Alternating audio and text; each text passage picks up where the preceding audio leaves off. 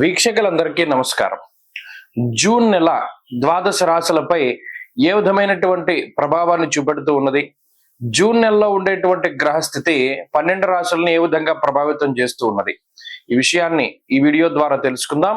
మిథున రాశి వారికి ఈ జూన్ నెల కొంత ఊరటని కలిగించేటువంటి మాసంగా చెప్పచ్చు.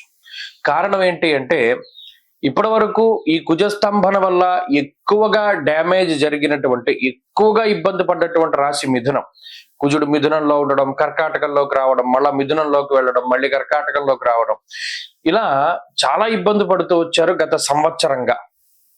మరి ఇప్పుడు ఆ కుజస్తంభన తొలగిపోయినది కాబట్టి ఈ జూన్ నెల 7వ తారీఖు తర్వాత తృతీయ స్థానమందు కుజుడు యోగిస్తారు. అది చాలా ముఖ్యమైనటువంటి స్థానం, ఉపచయ స్థానం. సహజంగానే అది సహజ స్థానం. అది కుజుడు కారకత్వాన్ని వహించేటువంటి స్థానం. సహజైన వదేచ్ఛాదా భక్ష విక్రమ సోదరాన్ అన్నారు. ఈ స్థానమందు కుజుడు ఎప్పుడైతే సంచరిస్తారో విత్త లాభ సదారోగ్యం ఇష్టసిద్ధి సుఖావహ అన్నారు. అంటే ఇక్కడ ఆర్థిక పరమైనటువంటి విషయాల గురించే ప్రధానంగా మాట్లాడడం జరిగింది. ఎందుకు? కుజుడు వాటినే పాడు చేశారు కాబట్టి. జ్వరం ఖడ్గవ్రణంచైవ భార్య బంధు విరోధ కృత్. ఈ కుజుడి యొక్క స్తంభన జరిగినప్పుడు గత సంవత్సరంగా కుటుంబపరమైనటువంటి విషయాలు చాలా ఎఫెక్ట్ అయ్యాయి.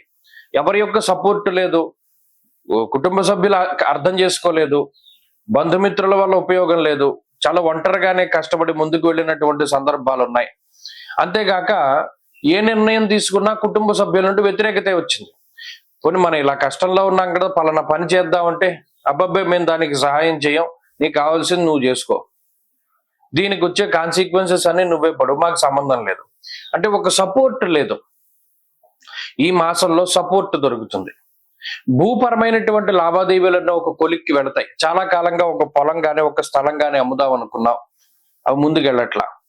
ఇక మీదట ముందుకెళ్ళేటువంటి పరిస్థితులు ఉంటాయి. అలాగే ఆర్థికంగా కొంత వెసులుబాటు వస్తుంది. ఖర్చులు పెరిగిపోయి ఆదాయం లేనటువంటి తరుణంలో ఆదాయ మార్గాలు పెరగడానికి అవకాశం ఉంటుంది. ఆదాయ వనరులు పెరుగుతూ ఉంటాయి. డబ్బు అప్పిచ్చేవాడు దొరకడమో, లేదా ఏదైనా లోన్ పెట్టుకుంటే అది లోన్ శాంక్షన్ అవడమో, లేదా మరేతరత్ర ఏదైనా సోర్సెస్ ద్వారా డబ్బు వచ్చేటువంటి పరిస్థితులు ఈ రాశి వారికి ఉన్నాయి. ఇక వృత్తి ఉద్యోగాల పరమైనటువంటి ఎదుగుదల.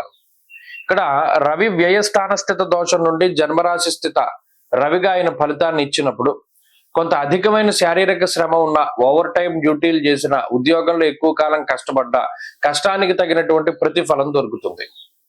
ఉద్యోగం మానేయాలి, ఇంకోటి ఏదైనా పెట్టుకుందాం, ఇంకో వ్యాపారం చేద్దాం అనేటువంటి మాటలు ఎక్కువగా వినబడుతూ ఉండేటువంటి సందర్భంలో ఈ మాసంలో ఆ ఊసు రాదు.